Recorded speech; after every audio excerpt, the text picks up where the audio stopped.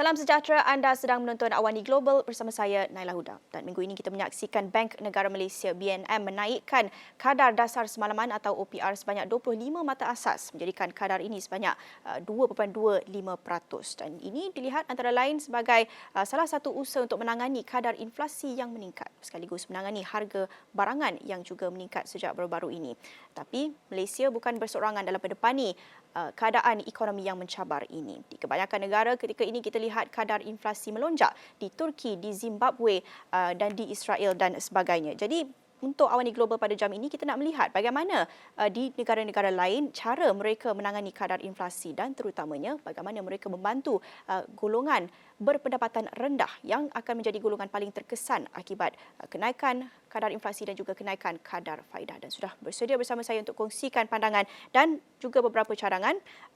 Sudah bersedia Dr. Muhammad Fajar Ihsan, Pensyarah Kanan Pusat Pengajian Antarabangsa UUM. Terima kasih kepada Dr. Fajar sudi bersama saya dalam Awani Global. Pertama sekali kita nak lihat di mana negara-negara yang paling terkesan akibat inflasi ketika ini. Kerana kita lihat Malaysia pastinya tidak terasing daripada kesan ini, tapi kita nak lihat di negara lain bagaimana kadar inflasi dan bagaimana mereka berdepan dengan keadaan ekonomi ketika ini.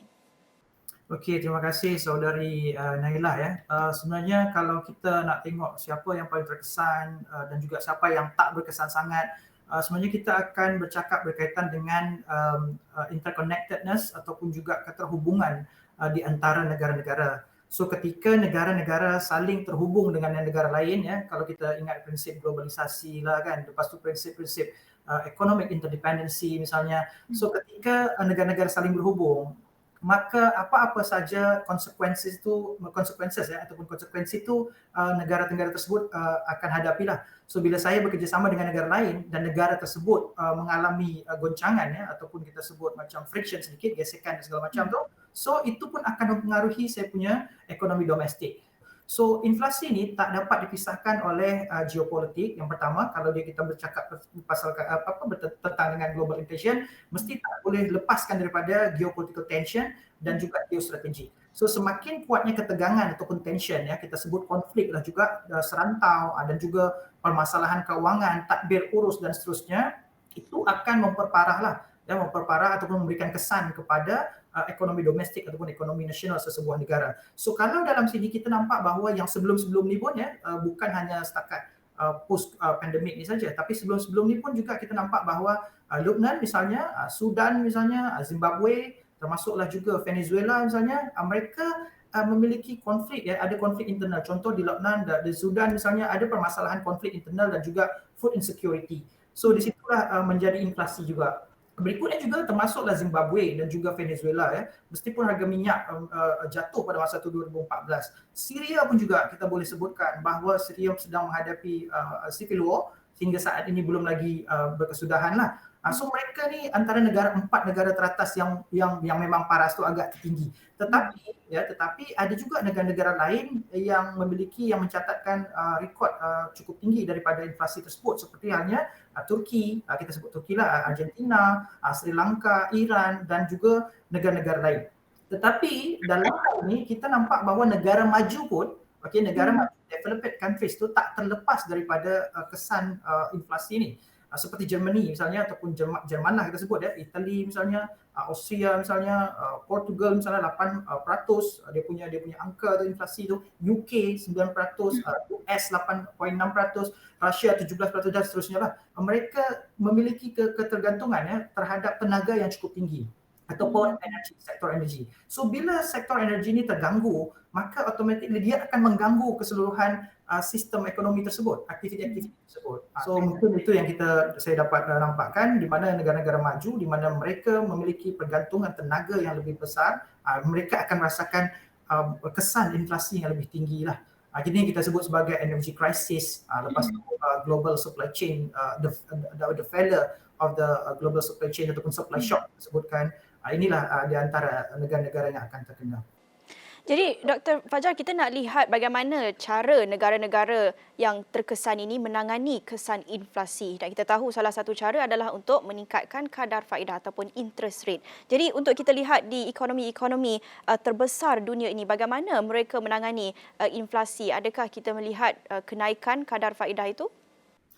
Ya, okey, macam ni. Sebenarnya menaikkan kadar faedah ataupun kita sebut sebagai interest rate sebagai dasar ekonomi makro ataupun monetary yang merupakan saya sebut sebagai model gambling, memang dianggap bukan saya mengatakan, tapi memang dianggap kalangan-kalangan liberalis ataupun kalangan-kalangan ekonomi ortodoks tu dapat menarik modal. Itu dia yang pertamalah, untuk menarik modal ataupun foreign capital kita sebutlah, dan akan ada terjadi capital inflow, masuk duit dan segala macam, mata wang tu pun menjadi meningkat ataupun kita sebut appreciation dalam konteks ekonomi, nilai bond negara pun meningkat, yield bond pun meningkat. Ini nampak sebagai cara yang atraktif. Saya kata atraktif tu maksudnya orang nak menabung macam tu. Tapi soalannya, apakah ianya dapat menjamin bahawa harga makanan dan komoditi akan turun ketika kita menaikkan interest rate tersebut? So yang berlaku sekarang ni adalah supply side shock, ya kan? Supply side shock di mana bekalan tu yang mengalami gangguan.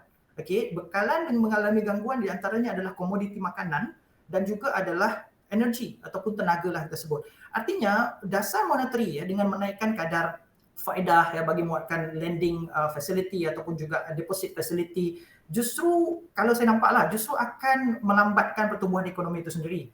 Ya, kerana aktiviti dan juga consumption akan terhad, termasuklah peminjaman modal lah untuk usaha, perniagaan, pinjaman perumahan, pinjaman kereta dan segala macam. Contoh kita hari itu bila kita lockdown negara banyak melakukan moratorium dalam konteks pajak lah, cukai dan seterusnya, dan juga menurunkan rate dan segala macam.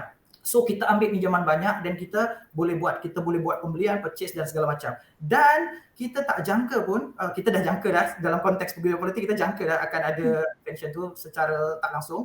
So tapi dia memberikan efek yang cukup kuat kerana geopolitik ni, krisis ni bergerak secara lebih cepat daripada yang kita jangka. So inflasi itu pun menjadi lebih meningkat. So ketika mereka menutuplah perbatasan ataupun seperti halnya sempadan untuk melakukan economic transaction dan segala macam. So kegagalan itulah yang muncul. So kegagalan daripada mana? Daripada supply, daripada bidang bekalan tersebut. Okey, artinya kalau misalnya kita sebutkan menaikkan kaedah tu dapat menyelesaikan masalah, dapat menyelesaikan isu ni atau permasalahan ni, saya tengok di sini adalah sebuah paradoks dalam asumsi dasar monetarism ataupun juga kita sebut dasar monetary tadi tu dianggap dapat mengawal untuk peredaran uang tu. So dapatlah orang nak simpan, orang nak orang nak tabung dan segala macam, tidak banyak membelilah. Tapi model-model seperti ini akan memberikan implikasi yang cukup buruk lah, terutama bagi kelas pekerja, bagi kalangan middle class juga, kelas-kelas menengah dan juga kelas-kelas bawah. Sebab apa? Sebab mereka yang tergantung oleh pinjaman tu, so mereka tak dapatlah untuk membayar pinjaman tu sebab terlalu tinggi dia punya kadar faedah. So ini yang kita sebut lending facility dia yang terlalu tinggi. Bagi deposit facility, orang menabung semacam, that is fine. Tetapi untuk yang lain tu seperti apa? So kalau kita nampak bahawa negara-negara seperti halnya US, Amerika Syarikat, melalui Jawatan Kuasa Pasaran Terbuka Persekutuan mereka, FOMC tu kan, mereka telah menaikkan kadar faedah 1.5 hingga 1.7. Australia pun juga menjadi 1.35. Bank of England pun juga yang selalunya rendah tetap juga naik menjadi 1%. Swiss juga menaikkan sedikit lah, tapi tetap juga Swiss ni sebab dia bagus, ekonomi bagus, jadi dia tetap minus lah, dia angka minus. Kuwait pun juga menaikkan 2.25%, dan juga yang paling agresif adalah Brazil lah, kita nampak dia menaikkan 12.75%. So apa yang kita nampak bahawa dasar-dasar ni menjadi lebih familiar ataupun juga dari kalangan konservatif dan populis, mereka akan lebih cenderung guna cara-cara ni, metod-metod macam ni. Tetapi bagi para ekonomis ataupun political ekonomis, dia sedikit ada kesan yang tak boleh diselesaikan. Dalam konteks hari ini seperti Japan, China, saya rasa Indonesia, Malaysia pun kita belum lagi, Indonesia pun memang tak naikkan. Malaysia saya rasa tengah tunggu mesyuarat tu kot, saya rasa 2 hari lepas, saya tak pasti macam mana. So bagi saya negara tu it's up to them lah untuk menaikkan segala macam, tetapi negara tak akan dapat menyelesaikan permasalahan supply chain tu. Itu yang saya nampak lah. Walaupun mereka naikkan tu, itu berikut kepada dia lah. Tapi balik lagi, masalah tu bukan di situ. Macam tu. Masalah tu bukan di situ. Tak, bukan di situ. Dan juga kita bukan kelebihan duit untuk membeli, tak. Ya. Itu masalah. Orang kata, okey, kita terlebih duit. Tak, bukan itu. Okay, masalah yang pertama adalah masalah geopolitik. Balik lagi, masalah krisis geopolitik tu. Bila itu tak diselesaikan, maka akan terganggulah bekalan supply chain global ni, global supply chain ni. So macam mana kita nak solve masalah geopolitik tu? Kita nak kita kaji yang surface je kan, atas yang permukaan je, tetapi dalam tu kita tak lagi tengok, belum lagi tengok kan. Kita akan elaborate lebih panjang lagi.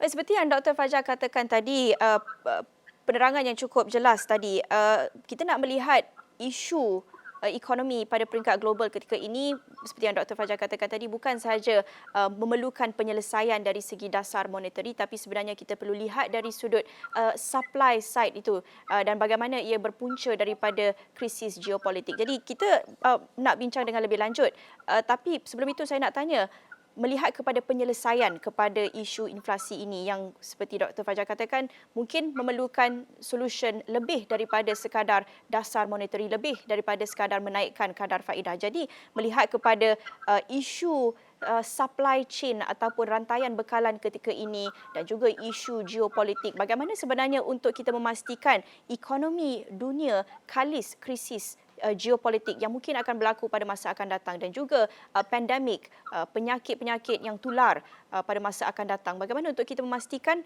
tidak akan berlaku lagi krisis ekonomi pada skala ini? Okey, terima kasih Saudara Naila. Okey, yang pertama kali kita tak boleh expect bahawasanya krisis ini tak berlaku. Tak akan berlaku lagi. Kita tak ada promise, tak ada janji yang akan sistem ekonomi ni akan bagus dan segala macam, tak ada. Sebab dulu pun bila sistem ekonomi kita 1980-an, 1990-an bila US menjadi aktor hegemoni dalam konteks global, dalam konteks ekonomi, dalam konteks politik, dia memperkenalkan sistem-sistem antarabangsa yang dulu sebelumnya melalui Bretton Woods system lah yang ada kita pada hari ini IMF, World Bank dan segala macam, WTO dan segala macam tu. Di situ dilihat bahawa adanya platform-platform institusi antarabangsa ni dapat memberikan stimulus lah ataupun dapat memberikan satu platform yang baik untuk melakukan kerjasama. Okey. So artinya bila dia melakukan kerjasama, perdamaian negara tu ataupun konflik tu akan berkekurangan. That is the theory. Okey, itu teorinya. Tetapi pada praktiknya ataupun pada apa yang berlaku adalah bahawa tidak wujud keadilan distribusi. Distribusi keadilan tu tak wujud antara negara-negara maju dan juga negara-negara selatan, kita sebutlah Global South tu lah. Okay. So bila ini tak wujud, so antara lain impaknya adalah negara-negara yang developing ataupun membangun ataupun berkembang lah, disebut negara membangun dan berkembang, dan juga underdeveloped countries juga mendapatkan mendapatkan implikasinya lah dalam konteks apapun, dalam konteks pattern misalnya, dalam konteks dia punya branding lah segala macam, dalam konteks medical punya produk segala macam. So kita kena dapatkan pattern dulu, kita kena dapatkan minta dulu kepada mereka copyright segala macam tu. So kita bergantung kepada mereka. So daripada awal tu saya dah nampak bahawa memang sistem ni bagi saya lah sosiologi dan juga konteks ekonomi memang kurang memberikan kesan lah tetapi dalam konteks makro dianya memberikan efek yang cukup bagus impact cukup bagus melalui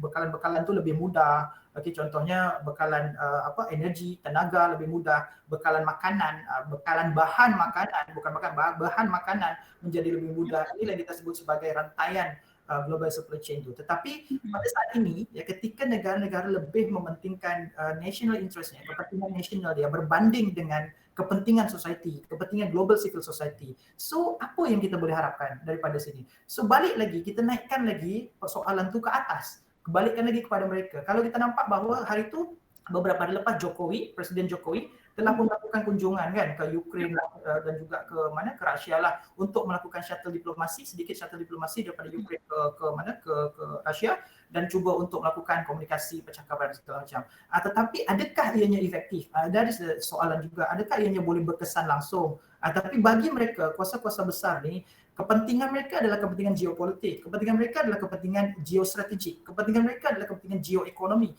Itu yang disebutkan oleh filosofer dululah kan, yang disebut the strong do what they have to do and the weak accept what they have to accept. Padahal seharusnya the strong protect the weak and the weak respect the strong. Tetapi yang terjadi adalah apa-apa negara-negara besar yang kuat-kuat ni mereka melakukan apa aja, and the rest macam mana dengan the weak? The weak ni have to accept lah. So this is yang kita sebut sebagai konsekuensi. Kalau pada apa yang disebutkan oleh Profesor Stiglitz yang disebutkan dalam bukunya Globalizations and Discontent misalnya, ada ketidakpuasan juga ya, dalam konteks globalisasi ni. Ada kegagalan dalam melakukan negosiasi yang saya tuliskan di surat khabar sebelum ni. Ada kegagalan dalam konteks diplomasi, negosiasi, dalam konteks menyatukan nilai-nilai demokrasi global. So apa yang dipromokan, ya, macam itulah kita sebut, apa yang dipromokan, ya, oleh negara-negara barat ketika itu adalah untuk mempromosikan perdamaian dalam konteks ekonomi, untuk memperkuatkan negosiasi dan seterusnya, ya, ataupun juga engagement, kita sebut foreign policy engagement. Tapi apa yang berlaku adalah kita berkesan lah, kita terkena impak.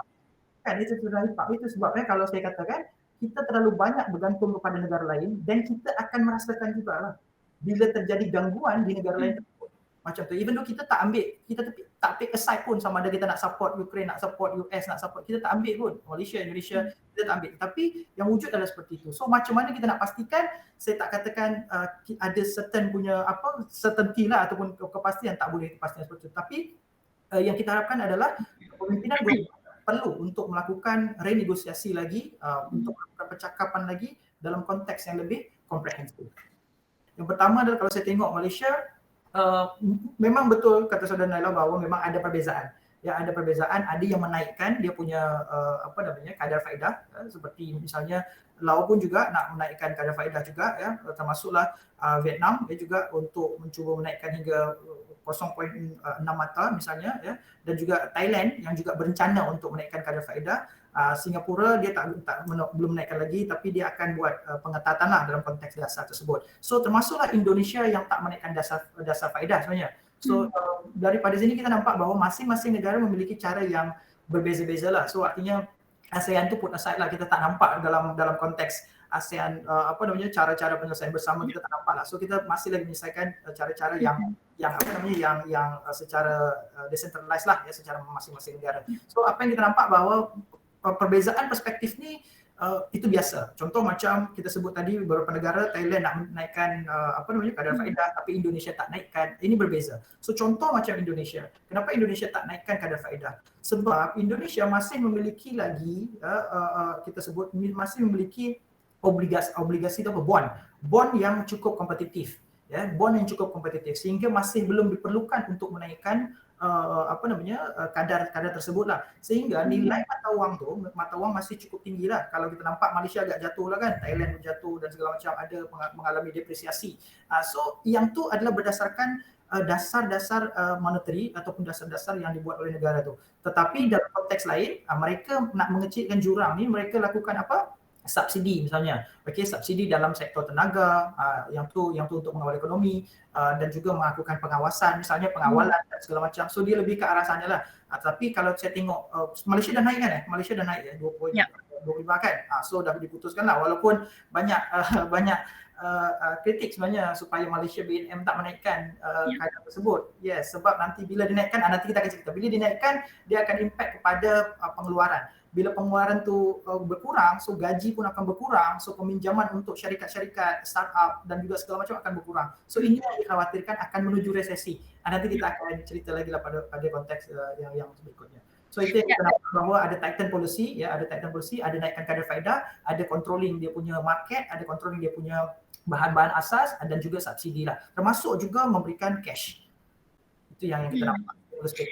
Ya, that brings me to my next question, Dr. Fajar, kerana seperti yang doktor katakan tadi, golongan yang paling terkesan akibat kenaikan kadar faedah dan juga inflasi adalah golongan kelas pekerja, golongan berpendapatan rendah, mereka yang akan paling terkesan akibat dasar-dasar monetary ini. Jadi melihat kepada negara-negara yang menangani inflasi dan juga situasi ekonomi yang amat mencabar ketika ini, apa antara contoh yang boleh Malaysia ambil dari negara lain untuk membantu rakyat berpendapatan rendah yang akan menjadi golongan paling terkesan? Okey, yang pertama adalah pendekatan ni dia berbeza-beza lah, ya. Pendekatan macam tadi lah, Malaysia berbeza, Indonesia berbeza, UK berbeza, US berbeza dan segala macam. So pendekatan ni selalunya berdasar kepada pandangan-pandangan teoretikal. Okey, di mana ada permasalahan yang kita sebut dari awal tadi adalah supply side. Okey, permasalahan daripada sisi supply. So maksudnya yang kita betulkan sepatutnya daripada sisi supply side policies. Okay, so dalam supply side policy ni dia pun ada juga dua pendekatan yang cukup menarik. Yang pertama adalah macam tadi saya katakan, model-model ekonomi ortodoksi yang menekankan kepada liberalisasi. Ya, kita sebut sebagai pro market orientations lah ataupun pro market oriented. So bila pro market oriented ni, dia memang fokus kepada supply side policy juga, tetapi dia lebih kepada memberikan ataupun melapangkan ataupun membuka peluang-peluang tersebut kepada wujudnya liberalisasi ekonomi. Okey, apa contohnya? Deregulasi, deregulation. Okey, deregulation ni adalah untuk menopang dan juga untuk memperkuat, untuk memberikan private sector peranan yang lebih. Itu yang nampak. Okey, yang berikutnya adalah menguatkan free trade. Okey, tetapi kita nampak yang ekonomi ortodoksi ni ataupun pro market oriented ni untuk sekarang ni tak begitu relevan. Kita macam tu. So, kita pindah lagi ke yang berikutnya, apa yang kita sebut sebagai supply side intervention atau campur tangan daripada sisi supply. Bila dah masuk intervention, penyebutan intervention, maksudnya adalah negara akan intervene di dalam tu. Okay, so ini mungkin kita nampak lebih positif, termasuk juga buat Malaysia, termasuk buat Indonesia dan juga buat negara-negara developing countries ni lebih bagus. Pertama adalah melakukan check and balances dalam sistem ekonomi, termasuk memberikan agihan-agihan bajet tu dalam sektor-sektor tertentu, seperti halnya sektor pendidikan, sektor kesihatan, sektor infrastruktur, sektor transportation, ke arah sana. Okay, kenapa tak pro market dia? Bila pro market ni kita dah dapat impact dia. Apa yang wujud hari ni, global inflation, that is about the pro market actually, because market yang tentukan sendiri. Kalau kita nampak harga minyak di US tu mahal, sebab apa? Pro market, sebab dilepaskan kepada harga pasaran. Tapi kita masih lagi mengawal. Kalau contoh di harga asli tu, harga yang asli adalah lebih kurang RM4 kalau tak saya silap. Kalau negara tak buat intervene di situ, itulah kita sebut subsidi tu kan. So macam mana lagi? Akan lebih menyusahkan lagi. So jadi ini yang kita sebutkan, macam mana supply side intervention ni yang perlu dilakukan oleh negara, macam mana negara masuk ke dalam tu, okey, dan juga boleh membantu untuk menubuhkan dasar-dasar non fiskal dan juga non moneter. Okey, kita sebut tadi itu kan mereka bergantung pada monetary policy, termasuklah kadar faedah tadi monetary policy. Tapi sebenarnya ada lagi yang non monetary policy. Non monetary dan juga non fiscal policy ni ada juga cara dalam konteks ke arah akan datanglah, ke masa hadapan lah, yang biasa boleh dibuatkan, menambahkan hasil production, mudah masuknya barang, menstabilkan pendapatan masyarakat dan seterusnya. Kita nampak bahawa kemarin tu, kalau tak silap saya, Perdana Menteri Datuk Ismail Sabri dah mengeluarkan dia punya untuk food security dan segala macam tu kan, dia punya agenda segala macam tu kan. So itu sebenarnya menambahkan hasil polusi, menggunakan lahan-lahan yang terbiar, memberikan agihan kepada masyarakat untuk mengelola dia, mempergunakan local government atau kerajaan tempatan untuk execute ataupun untuk monitor dia punya keadaan tu, untuk memberikan evaluasi. Memang ini nampaknya sebagai satu cara lah ataupun alat macam mana negara harus bertahan nak dan juga mengurangi dependensi ekonomi dia ke arah keseimbangan yang paling kecil lah. Saya kata macam tu. And then termasuklah menetapkan ceiling harga maksimum tu dah masuk seperti biasa. So mungkin itu yang boleh kita lakukan, termasuk pengawasan ataupun pengawasan pendistribusian barang tu macam mana. So yang ni dia punya authority lah selalunya yang akan dilibatkan. Okey, Dr. Fajar, banyak lagi yang kita nak bincangkan, tapi kita hanya berbaki 1-2 minit saja lagi, dan saya nak juga tanya sebab saya rasa ini amat penting untuk kita tekankan. Bagaimana Dr. Fajar melihat kemungkinan negara-negara berdepan dengan risiko recession ataupun kemelisitan ekonomi, memandang kepada keadaan ekonomi ketika ini, dan pada masa yang sama melihat kepada kemungkinan risiko ini, apa political will ataupun kepentingannya, keperluannya untuk negara-negara bertindak lebih agresif, lebih drastik untuk menangani isu geopolitik ketika ini? Okey, berat tu soalan dia. Okey. Yang pertama, memang ada correlation, memang ada keterkaitan di antara global inflation ataupun inflation yang tinggi, yang terlalu tinggi, memang belum mencapai para hyperinflation, inflation, tapi yang cukup tinggi, dan recession, economic recession.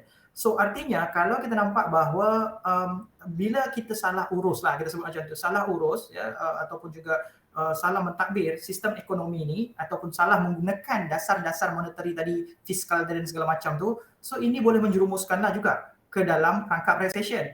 Okay, kalau misalnya kita tadi nampak bahawa the Fed misalnya, Federal Reserve tu, Bank Sentral Amerika membuat menaikkanlah 75 mata lah kan, daripada 0.75 menjadi 1.5 hingga 1.75%. So untuk menurunkan inflasi yang tinggi. So dasar-dasar mereka ni adalah dasar-dasar ortodoksi yang lebih bersifat kepada menaikkan kadar lah, ya, menaikkan kadar yang cukup tinggi. So tetapi bila dikaitkan kadar ni, kadar faedah yang cukup tinggi ni, maka dia macam tadi saya katakan, maka dia akan memberikan implikasi kepada mikroekonomi. Ini makro. Okey, yang itu adalah impact adalah mikroekonomi. So ini yang nampak bahawa keberlangsungan kelas pekerja, misalnya kegagalan pembayaran pinjaman, ya, dan juga sukarnya untuk bertahan hidup dan segala macam, membeli dan segala macam tu, pinjaman pun susah segala macam, ini yang akan menjunungkan dia punya aktiviti ekonomi. So bila dia menjunungkan aktiviti ekonomi itu, menjatuhkan aktiviti ekonomi, so ini boleh tiba-tiba dia shutdown, tertutup. Macam tu. So bila ini tertutup, memang ini akan menyebabkan recession. So kita boleh katakan UK misalnya, Japan, ya, South Korea misalnya, Korea Selatan, Australia, Kanada, segala macam, mungkin pun juga akan masuk kepada recession lah. Kalau daripada data-data yang kita ada, masuk recession dalam lebih kurang 12 bulan hadapan lah. Sebab apa? Sebab macam tu tadi. Okay, and then inilah yang kita sebut sebagai penguncupan. Itu tadi yang saya sebut penguncupan tu, ataupun contraction. Bila contraction berlaku, so jangan haraplah startup yang kecil-kecil ataupun yang baru nak bangkit tu, pasca COVID tu, dan juga mereka pun tak ada modal lagi, mereka pun nak pinjam mahal macam tu. So impact dia kepada apa? Tingginya unemployment lah, angka-angka orang yang tak bekerja ataupun pengangguran. So bila dah ada macam ni, itu masuk ke dalam stagflation. Bila masuk stagflation ni dua-dua. Satu, harga barang naik, duit tak ada, pekerja tak ada, production tak jalan. So ini yang boleh menyebabkan recession. So ini yang kita khawatirkan. Tetapi balik lagi, selagi negara ataupun kerajaan boleh mengawal ni dengan baik, ya, boleh memberikan insentif ataupun apa-apa sajalah, termasuk tadi menguatkan productivity, dan juga mencari alternatif punya cara. Itu sebab negara-negara lain tu cuba untuk renewable energy, digital ekonomi, dia pindah ke arah sana, dia mula pindah ke arah sana. Sebab apa? Sebab dia nak memanfaatkan digital supply chain tadi tu. Bukan lagi setakat yang konvensional, tapi yang digital, ke arah sana. So kita dah boleh invest ke sana. Memang agak banyaklah kita perlu melabur dalam teknologi, tapi berbanding kita melabur yang industri yang cukup besar segala macam, lebih baik kita melabur kepada konteks keseharian kita, komoditi yang sehari kita makan ni, ayam lah, daging lah, segala macam makanan yang lain lah, ya, yang memang perlu untuk kita, termasuk juga untuk ternak-ternak, bahan makanan tersebut. Itu yang perlu dibuat. Ya, cukup banyak yang saya nak tanya lagi, tapi itu saja masa yang kita ada. Terima kasih kepada Dr. Muhammad Fajar Ihsan, Pensyarah Kanan Pusat Pengajian Antarabangsa UUM, kongsikan pandangan mengenai cara negara-negara lain menangani kadar inflasi ketika ini dan apa mungkin penyelesaian yang sesuai diaplikasikan di negara ini. Terima kasih sekali lagi kepada Dr. Fajar Ihsan, dan itu saja perkongsian untuk Awani Global pada minggu ini. Bersama saya, Nala Huda. Kita jumpa lagi. Salam hormat.